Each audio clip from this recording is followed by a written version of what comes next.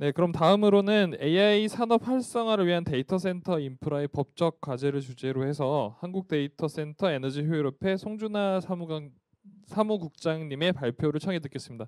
큰 박수 부탁드리겠습니다. 네, 안녕하십니까. 저 방금 소개받은 한국 데이터센터 에너지 효율협회 송준하입니다. 제가 말씀드릴 내용은 앞에서 이제 AI 기본법 혹은 AI 서비스와 관련된 여러 가지 법령 제정과 관련된 이슈들을 논의를 주셨다면 저는 그 서비스를 하기 위한 핵심 인프라가 되는 데이터 센터에 대한 얘기를 좀 드리도록 하겠습니다. 그래서 제가 오늘 얘기를 드릴 내용은 총 잠시만요. 네, 세 가지 정도입니다. 뭐 데이터 센터 개요, 그리고 우리나라에 그럼 이런 데이터 센터가 지금까지 얼마나 구축이 되어 있고 앞으로 또 얼마나 늘어날 것인지에 대한 간략한 배경 설명을 드리고요. 마지막으로 이제 데이터 센터 관련된 여러 가지 법적 과제들이 있습니다. 뭐 AI 관련된 기본법에서는 아직 AI 서비스가 활성화되거나 뭔가 구체화된 것들이 없다 보니 여러 가지 뭐 새로운 논의들이 되고 있다면 데이터 센터는 이미 우리나라에 지금 설치되고 운영된 지가 한 20년 이상 된 시설입니다. 그러다 보니 여러 가지 법령, 관계 법령 그리고 여러 부처에서 데이터 센터 관련된 여러 어떤 법적인 규정들이 적용이 되고 있고요. 어떤 것들이 그럼 이 데이터 센터 산업을 활성화하는 데 약간 조금 도움을 주거나 혹은 영향을 미치고 있는지에 대한 내용까지 발표를 드리도록 하겠습니다. 먼저 데이터 센터에 대한 뭐 저희가 정의와 그리고 지금까지 어떻게 발전해 왔는지에 대한 내용입니다. 우리나라는 지금 데이터 센터가 법에 명시가 되어 있긴 합니다. 그래서 지능정보화기본법 제40조에 보시면 다음과 같이 정의가 되어 있습니다. 지능정보 서비스 제공 후에 다수의 정보통신시설, 뭐 최연결 지능정보통신 서비스를 위한 기반 시설을 일정한 공간에 집적시켜 운영하는 시설이라고 지금 지능정보화기본법에 정의가 되어 있고요. 이 법을 통해서 사실은 이제 이러한 데이터 센터를 구축하고 운영 활성화하기 위한 시책을 수립하도록 규정이 되어 있습니다. 그래서 민간 데이터 센터에 대해서는 과기정통부가 그리고 정부 공공 데이터 센터에 대해서는 행안부가 이런 지능 관련된 정책을 수립하도록 되어 있습니다. 하지만 실제로 데이터 센터 구축 운영 및 활성화를 위한 시책이 지금 발표가 되거나 아니면 나와 있지는 않은 상황이고요. 안타깝게도 뒷부분에서 다시 말씀을 드리도록 하겠습니다.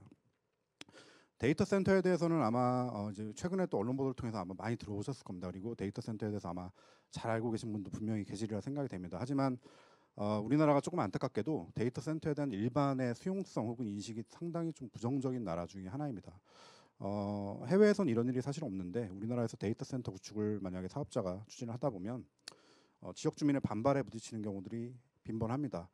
데이터 센터는 앞으로 이제 인공지능 시대를 맞이해서 계속 중요도가 올라갈 수밖에 없는 시설임에도 불구하고 안타깝게도 이렇게 주민들의 반발 혹은 주민들의 어떤 지역 수용성이 낮은 이유로 인해서 지금 뭐랄까요 데이터 센터 활성화에 우리나라에 약간 조금 장애 요인으로 작용하는 것도 사실입니다. 그래서 제가 데이터 센터에 대해서 어떻게 얘기를 드리냐면 여러분 아마 가정에서 음식을 하고 뭐 이제 몸을 씻으시고 할 때 물을 사용하시죠. 그 물을 아마 사용하시려면 뭐가 있어야 될까요? 상수도 공급 사업소가 있어야죠. 저희는 이제 기반 설비라고 얘기하는데 SOC라고 얘기하는데 사회간접자본처럼 수도 공급 사업소가 있어야지만 우리가 이렇게 물을 원활하게 사용할 수 있습니다. 그것과 마찬가지로 여러분 아마 지금 다 업무하시면서 클라우드 서비스 이용하실 거고요. 가정에서 휴직 취하실 때도 OTT 서비스 혹은 여러 가지 또 데이터 기반의 서비스를 이용하실 겁니다. 그리고 스마트 기기 다 이용하고 계시죠. 거기서 또 많은 데이터를 직접 생성을 하시고 그 데이터를 어딘가로 저장을 하시고 활용을 하실 겁니다.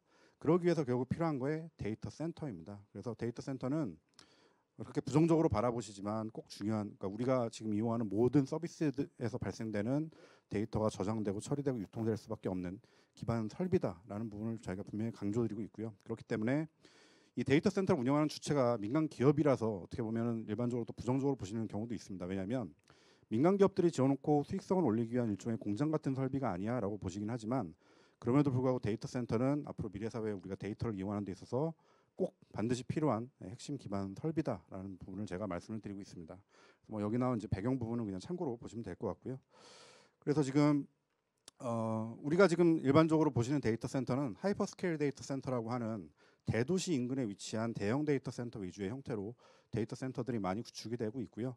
그 밑에 단에 이제 엣지 데이터 센터라고 하는 개념이 또 등장을 합니다. 엣지 데이터 센터는 사실 이제 우리가 클라우드 컴퓨팅이라고 얘기하는 우리가 데이터를 그냥 구름과 같은 우리 머리 위에 있는 구름과 같은 곳에 올려놓고 어디서나 그 데이터를 내려받고 올려놓고 이용할 수 있는 그 개념을 클라우드 컴퓨팅이라고 얘기할 때 엣지 컴퓨팅은 이제 포그 컴퓨팅이라고 합니다. 더 가까운 곳에 서비스의 접점에 위치한 데이터의 어떤 지연율을 데이터의 초저지원 서비스를 위한 데이터 센터를 엣지 데이터 센터라고 하고요. 앞으로는 또 저런 엣지 데이터 센터가 각각 전국에 또 많이 또 구축이 될 거다라는 예상을 하고 있습니다. 현재는 이제 하이퍼스케일 데이터 센터 위주로 구축이 되고 있고 AI 인프라는 거의 이제 하이퍼스케일 형태의 대형 인프라가 될 것으로 저희가 생각이 됩니다. 그리고 AI 데이터 센터, AI 인프라를 구분할 때 두 가지로 예측을 합니다. 추론을 위한 AI 데이터 센터가 있고 학습을 위한 데이터 센터를 얘기를 하는데 일반적으로 학습을 위한 데이터 센터는 여기서 얘기하는 것처럼 하이퍼스케일 형태의 대형 데이터 센터로 구축이 돼서 전국 각지에 주로 도심지에 위치할 필요가 없습니다. 이런 추론용 센터, 그러니까 학습용 센터는. 하지만 추론용 센터는 그보다는 조금 더 규모가 작되 사용자의 접점에 위치해야 될 것이다라고 그렇게 보고 있습니다. 그래서 참고삼아 그렇게 데이터 센터 형태를 말씀을 드렸고요. 지금 보여드리는 것들은 이제 데이터 센터가 어떻게 구성이 되어 있는지를 제가 말씀을 드리는 것입니다. 왜 제가 이 구조를 말씀을 드리냐면 데이터 센터는 건축물입니다. 일반적으로 보시면 그냥 건축물이죠. 클라우드 서비스와 AI 서비스를 하기 위해서 특화된 건축물입니다. 사람이 근무하지 않고 IT 장비를 원활하게 돌리기 위한 건축물이죠. 그래서 그 안에 그 IT 장비를 원활하게 운영을 하기 위해서 IT 장비에 전력을 공급하고 IT 장비에서 발생되는 열을 효과적으로 제거할 수 있는 공조 설비들이 들어가게 됩니다. 그러다 보니 여러 가지 법에 적용을 받습니다. 건축물이다 보니 국토교통부에 있는 건축물 관련된 법령을 적용받고요. 또 안에 들어가는 전력 공급 설비나 냉각 설비들 관련된 것들은 또 산업통상자원부의 어떤 고효율 장비 혹은 에너지 관련된 여러 가지 또 제도에 적용을 받고요. 그리고 그 안에서 또 이루어지는 서비스, 뭐 클라우드 서비스, AI 서비스 이런 것들은 또 과기정통부의 또 여러 가지 또 법에 의한 또 어떤 규제를 또 받게 됩니다. 그래서 데이터 센터가 상당히 좀 복잡한 구조를 가지고 있기 때문에 법이 한 개, 두 개가 아니라 여러 부처의 여러 관계 부처의 여러 개의 법률에 적용을 받고 있다라는 부분을 말씀드리기 위해서 제가 구조를 말씀을 드렸고요. 여기 보시면 또 A 그룹, B 그룹, C 그룹 제가 이렇게 또 구별을 해놨습니다. 뭐 대표적인 A 그룹은 저 좌측에서 보시는 그림에서의 건축물만을 구축하는 담당하는 사업자입니다. 그래서 우리가 이제 클라우드 서비스나 AI 서비스를 할 때 그 데이터 센터를 짓고 데이터 센터의 전단지를 임차해 주는 사업자가 여기서 보시면 A 그룹의 사업자고요. B 그룹은 데이터 센터를 구축을 합니다. A 그룹처럼. 근데 이분들은 전산실의 임차 서비스를 하는 게 아니라 거기에 본인들이 IT 인프라를 직접 구축해 놓고 클라우드나 AI 서비스를 하는 사업자들이 B 그룹입니다. 그리고 C 그룹은 A 그룹이 지은 데이터 센터를 이용하는 주요 고객들입니다. 그래서 글로벌 CSP나 국내 이제 우리나라에 있는 클라우드 서비스 프로바이더들이 여기에 해당이 되죠.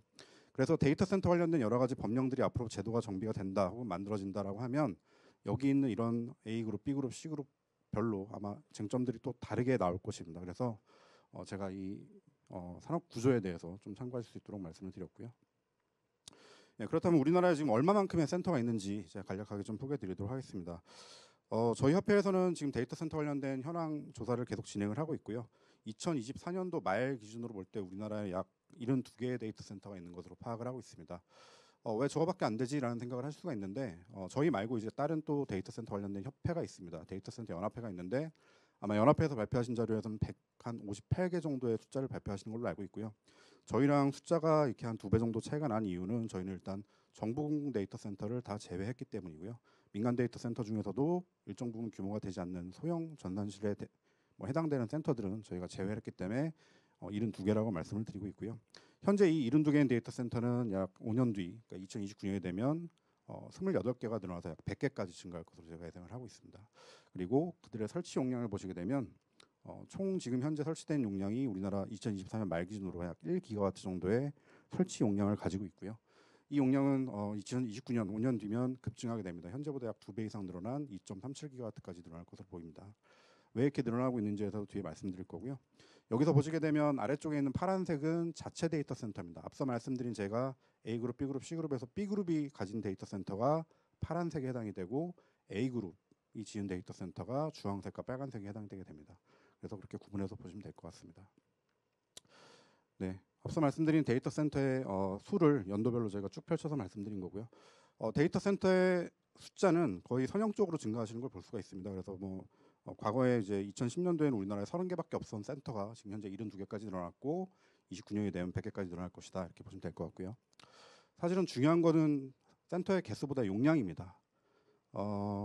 우리나라 지금 현재 이제 자체 데이터 센터 그리고 상업용 데이터 센터, 콜로케이션 센터를 포함해서 약 1기가와트 정도의 공급 용량을 갖고 있는데 29년이 되면 이게 2.37기가와트까지 늘어나죠. 센터는 28개밖에 안 늘어나는데 데이터 센터의 IT 공급량은 2배 이상 늘어나게 됩니다. 이건 뭘 얘기하냐면 그만큼 개별 데이터 센터의 규모가 대형화되고 있다는 걸로 이해를 하시면 될 것 같습니다. 그래서 AI 서비스가 등장하고 클라우드 서비스에 대한 수요가 증가하면서 갈수록 데이터 센터의 규모는 더 커지고 있습니다. 그래서 더 대형화되고 또 대형화를 통해서 에너지 효율화나 아니면 물리적 보안에 대한 어떤 욕구를 충족시키기 위해서 데이터 센터가 계속 커지고 있다는 부분을 볼 수가 있습니다. 뭐 그렇다면 왜 이렇게 데이터 센터가 많이 늘어날까요? 라는 질문들을 많이 주십니다. 그래서 저희가 세 가지로 크게 요약을 해서 말씀을 드리는데요. 첫 번째는 이제 우리나라가 클라우드 시장 잠재력이 상대적으로 되게 높은 나라 중에 하나였습니다.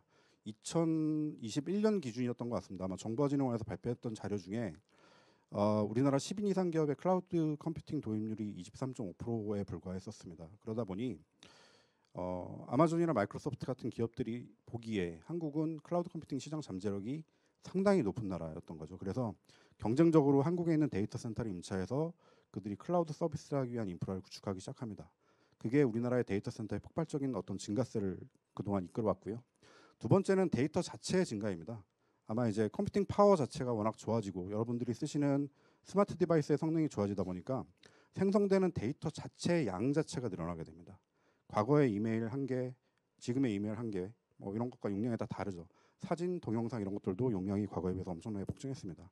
더 많이 생성시키기도 하고요. 그러면 결국 그런 데이터들을 어딘가에 저장을 해야 될 텐데 그 저장하기 위한 클라우드 인프라, 클라우드 스토리지가 더 많이 필요해진 것입니다. 그래서 데이터 센터가 또 늘어나기도 했던 것이고요.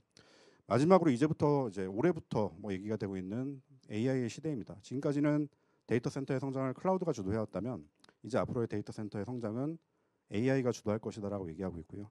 그래서 여기 뭐 제가 젠슨왕 사진을 넣어놨는데 엔비디아에서 발표한 GPU가 지금 전 세계 뭐 AI 인프라를 거의 주도하고 있습니다. 그래서 우리나라에도 지금 얼마 전에 엔비디아에서 만든 블랙엘 GPU가 국내에도 설치가 돼서 AI 인프라가 지금 서비스가 되고 있는 상황이고요. GPU 애저 서비스가 시작이 되고 있고 젠슨왕은 또 그렇게 얘기합니다. 이제 AI 데이터 센터가 아니라 AI 팩토리라고 얘기하고 있고요.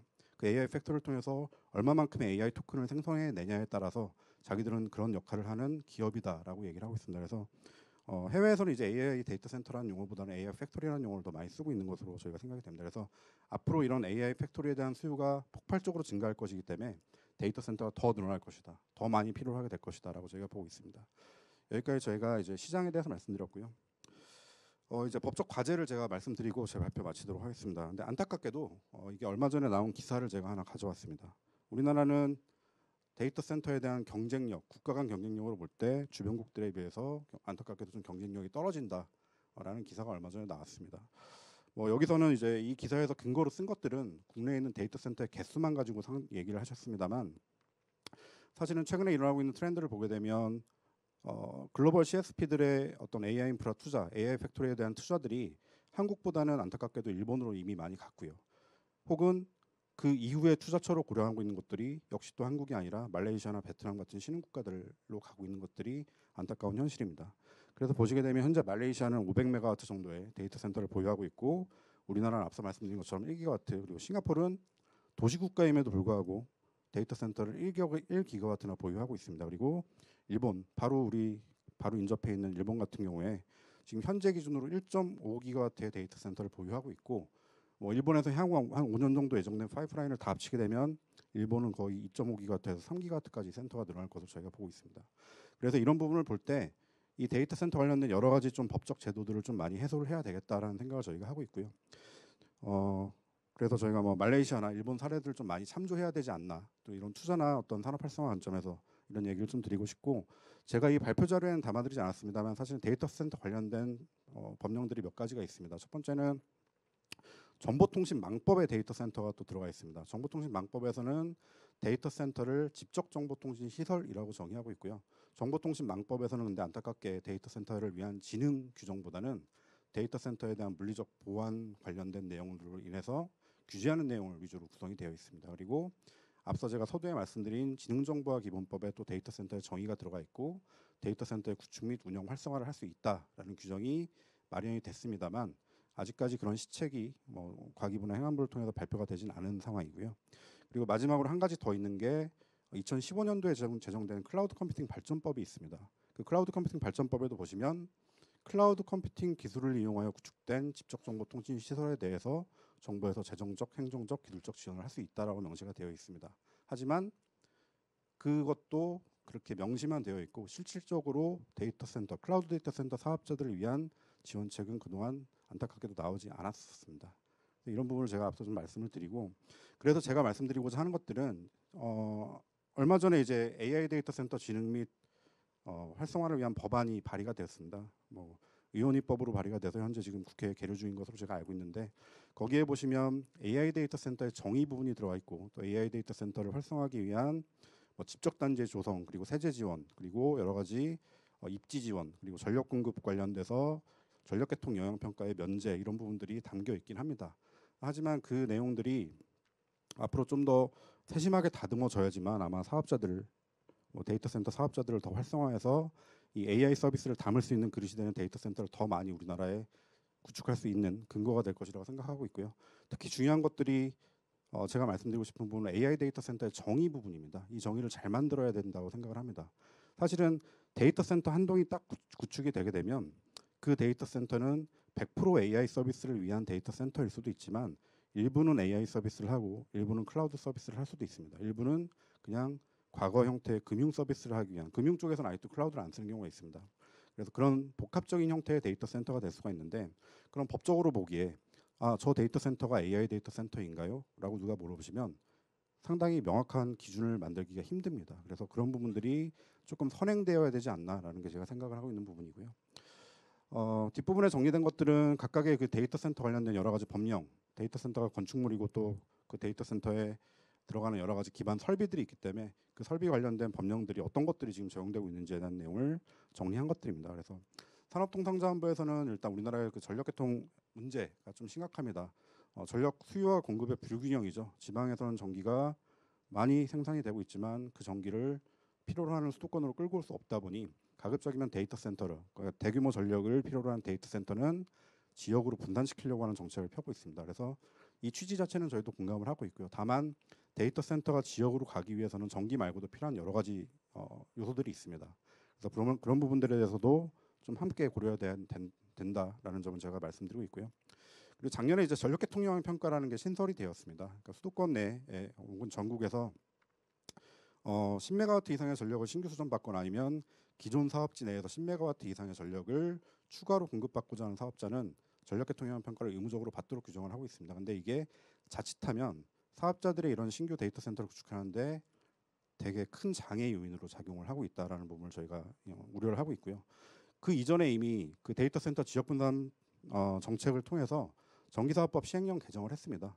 5메가와트 이상 전력계에 대해서 한국전력이 공급을 거부할 수 있는 근거 규정이 만들어졌음에도 불구하고 또 전력계통 영향 평가라는 제도를 만들어서 사업자가 시간과 행정력과 돈을 더 쓰도록 만들어 놓은 이런 제도는 조금 앞으로 좀 반드시 고쳐져야 되지 않을까라고 저희가 생각하는 부분 중에 하나입니다.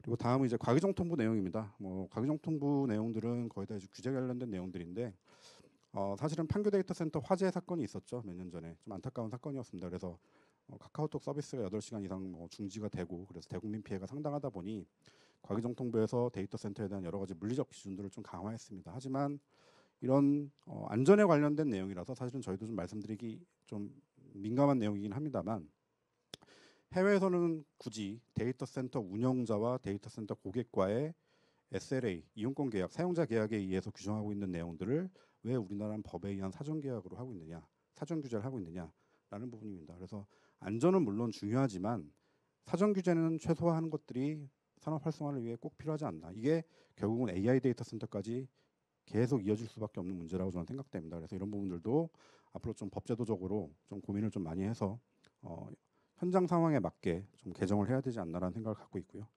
뭐 마지막으로 또 기타 내용들이 있습니다. 뭐 데이터 센터 또한 소방 관련된 이런 이슈들도 있고, 그 안에 들어가는 여러 가지 전력 설비에 대한 이슈들, 그리고 지금 금년도부터 민간 건축물까지 확대 적용이 된 제로 에너지 빌딩 관련된 것들도 데이터 센터에 적용이 지금 될 상황입니다. 될 수밖에 없는 상황입니다. 그래서 이런 여러 가지 제도들이 AI 데이터 센터는 사실은 새로 등장한 어떻게 보면 설비입니다. 그렇기 때문에 그 설비의 특성에 맞게, 그 설비의 가진 성격에 맞게 이런 법제들이 좀 빨리 정비가 되어야 되겠다라는 생각을 저희가 가지고 있고요. 그래서 이런 내용들을 저희가 좀 정리를 해드렸습니다. 마지막 페이지는 뭐 이제 국가별로 저희가 투자 환경에 대해서 좀 비교를 한 자료를 그냥 참고하실 수 있도록 넣어드렸습니다. 그래서 이 자료는 참고해서 보시면 될 것 같습니다. 그래서 제 발표는 여기까지 해서 마치도록 하겠습니다. 감사합니다.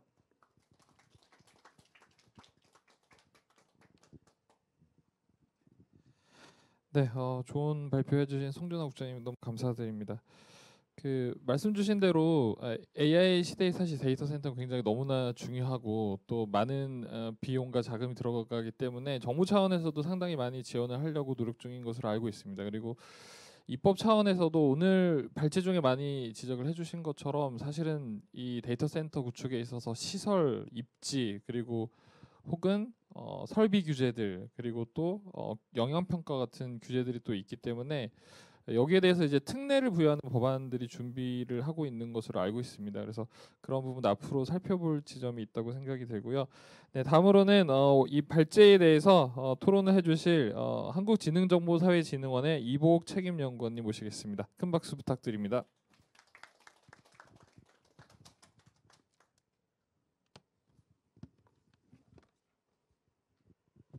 네, 안녕하십니까. 네, 한국지능정보사회진흥원의 이보옥 박사입니다. 우선 AI 법제 연구 포럼에 토론의 기회를 주셔서 정말 큰 영광으로 생각을 하고 있습니다. 제가 근무하고 있는 공공데이터 분쟁조정위원회에서 이 한국전력공사를 상대로 한 데이터 센터에 대한 분쟁 조정 사건을 제가 처리한 경험이 있는데요. 그때 이 데이터 센터의 정의가 도대체 무엇인가, 또 관련된 다양한 법적 쟁점들에 대해서 이렇게 직접 다뤘었는데, 오늘 송준학 이 사무국장님께서 인공지능 산업 활성화라는 큰 타이틀 하에 데이터 센터의 전망과 또 법적 과제를 심도 깊게 발제를 해주셔서 개인적으로 굉장히 뜻깊게 생각을 하고 있습니다. 최근 해외 사례를 좀 하나 말씀드리자면 구글에서 스타클라우드라고 하는 곳에서 우주 데이터 센터를 통해서 생성형 AI 모델인 제미나이를 시범 운영하겠다고 이렇게 발표한 바 있습니다. 사실은 이것이 의미하는 것은 기존의 이 지상 인프라를 이제 넘어서 우주 공간까지 이 데이터 센터의 인프라가 확장되는 것이다 라고 하는 시도이고, 또 전 세계적으로 이 인공지능에 대해서 학습이나 추론을 위한 이 데이터 센터 구축이 얼마나 중요한지를 보여주는 대목이라고 생각이 됩니다. 하지만 앞서 말씀드린 우주 데이터 센터 같은 경우에는 사실 경제적으로나 환경적으로 우위를 확보하기까지는 상당한 시간이 이제 소요가 된다라는 평가가 많기 때문에 당장 우리에게 중요한 것은 바로 이 지상에 있는 인프라라는 것이 가장 중요하다고 볼 수 있을 것 같습니다. 사실 앞서 말씀 주셨던 바와 같이 이 데이터 센터의 구축은 이 산자부 한 부처만의 일은 아니고, 또 발제자께서 지적해 주신 것처럼 과기부, 국토부 등 다양한 부처가 각기의 소관된 법령들이 있기 때문에 이 산업적인 인프라 이슈라고 단순히 보기에는 좀 어려운 사안이라고 생각이 됩니다. 따라서 인공지능 산업 활성화를 위해서는 이 법제도도 부처 간에 연계될 필요가 있고, 또 인프라를 수반되는 종합적인 요소를 좀 고려할 필요가 있다고 생각이 됩니다. 저는 그래서 앞서 말씀 주신 다양한 법적 쟁점에 대해서는 공감을 하고 있는 부분이기 때문에 법안에 대해서 조금 말씀을 드리자고 합니다.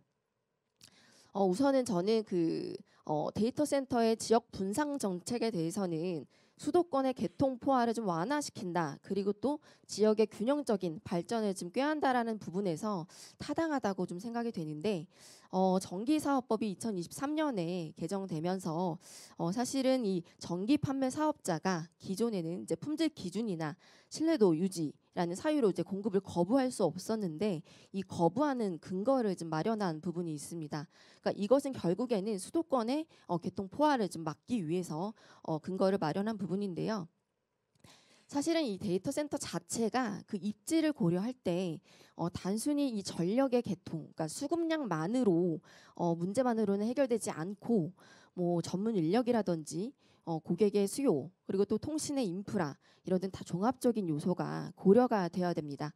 그럼에도 불구하고 해당 법 규정 자체가 이 전력계통이라고 하는 것에 초점을 맞춰서 좀 위반이 되다 보니까 당초의 의도와는 좀 달리 지역 분산의 정책의 실효성이 좀 낮아지고 있다라는 점에서 좀 법 제도적 개선이 시급하다고 생각이 됩니다. 최근에 그 국정기획위원회에서 그 국정운영 5개년 계획을 좀 발표한 바 있습니다. 여기에서 강조되는 부분은 인공지능 데이터 센터를 이제 주요 국가 전략 과제로 제시했다는 점인데요. 과기부에서는 비수도권의 그 전력계통 영향 평가를 좀 우대하겠다라는 부분과 특별법을 제정하겠다라는 계획이 있고, 또 산업부 같은 경우는 인공지능 데이터 센터의 지방 분산화를 촉진하겠다라고 하는 계획을 발표한 바 있습니다. 이처럼 정부 기조 자체가 인공지능 데이터 센터의 그 생태계 육성에 굉장히 중점을 두고 있다는 것을 알 수 있는데요. 그 5월에 정동영 의원이 대표 발의한 인공지능 데이터 센터 진흥 및 기반 조성에 관한 법률안에 대해서 말씀을 좀 간단히 드리고자 합니다. 아까 말씀을 주셨다시피 이 정의 규정이 굉장히 좀 문제가 될 수가 있는데, 사실은 인공지능 데이터 센터라고 하는 이 별도 개념을 규정을 해서 기존의 지능정보화 기본법상의 데이터 센터에 대한 규정, 그리고 또 정보통신망법상의 집적 정보통신시설이라는 것을 명시적으로 제외하고 있습니다. 사실은 이것은 일반적인 데이터 센터와 좀 구별해서 인공지능에 특화된 데이터 센터를 집중적으로 지원하자라고 하는 의도가 좀 담겨져 있지만, 사실은 이 법 적용 대상 범위가 굉장히 협소하고, 그리고 이렇기 때문에 그 수범자로 하여금 적용에 있어서 굉장히 혼란을 야기할 수 있다. 그리고 또 일반 데이터 센터와의 형평성 문제가 제기가 될 수 있다고 생각이 됩니다. 두 번째는 국가와 지자체 책무 규정인데요. 인공지능 데이터 센터에 대한 전력이나 부지, 용수 이런 기반 시설 확보에 대해서 정부에서 지원을 해야 된다라고 하는 명시적인 규정은 어떻게 보면은 데이터 센터에 대한 인프라에 대한 공공성을 좀 강화시킨다라고 하는 부분에서 큰 의미가 있지만, 이것이 단순히 선언적인 규정만으로 치부되지 않으려면 다부처 간의 협력 체계와 그리고 또 재정 조달이 반드시 수반되어야 된다고 생각이 됩니다. 또 마지막으로는 굉장히 이 법안에서 특이했던 점은 그 인공지능 데이터 센터에 대한 특구 지정과 관련돼서 규정을 하고 있고, 그리고 가장 문제가 되는 것이 그 인허가 절차입니다. 그래서 상당한 시간이 소요가 되는 이 인허가 절차를 좀 간소화한다거나 이런 인센티브를 좀 규정을 하고 있는데요. 이것은 결국엔 기업의 경쟁력 제고에 굉장히 중요한 역할을 할 수 있지만, 이게 일회성의 제공이 아니라 재정적으로 되게 정기적으로 주기적으로 지원되는 것이 가장 중요하다고 좀 생각이 듭니다. 종합적으로 저는 사실은 이 법안이 인공지능에 특화된 데이터 센터에 대해서 인프라를 지원하는 기반을 마련한다라는 점에서 굉장히 의의가 있다고 생각이 되지만, 앞서 제가 말씀드린 다양한 한계점 이런 부분 때문에 사실은 본 법안이 뭐 기존의 전기사업법이라든지 분산에너지법상의 그 전력계통 평가라든지 이 규제 체계와의 정합성 확보를 어떻게 해 가느냐, 그리고 또 기업이 체감할 수 있는 실효성 높은 지원 체계를 가져가느냐가 굉장히 중요한 과제라고 생각됩니다. 이상으로 제 의견을 말씀드렸는데요. 아까 말씀드린 부분에 대해서 질의를 좀 저희가 드리고 마무리를 짓도록 하겠습니다.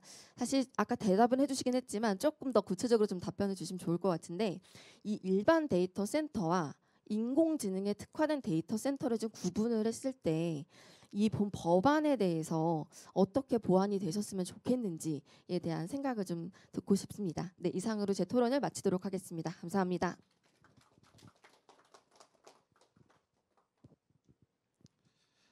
네, 좋은 토론 말씀 감사드립니다. 아마 굉장히 핵심적인 내용을 짚어주신 것 같습니다. AI 데이터 센터가 아무래도 몇 개 기업이 사실 안 되다 보니까 기존의 데이터 센터하고 그 어떤 정책에 있어서의 지능의 대상으로서 어떻게 설정할 건지는 굉장히 중요한 문제인 것 같습니다. 또 아마도 그렇다고 해서 데이터 센터로 규정을 해버리면 굉장히 많은 사업자들이 거기에 포섭이 되다 보니까 항상 이 정책에 있어서 어떤 선택과 집중의 측면에서 이 법적 개념이 중요한 상황인 것 같고요. 이제 뒤에 나눌 이제 종합 토론에서 또 구체적 내용을 논의 드리도록 하겠습니다.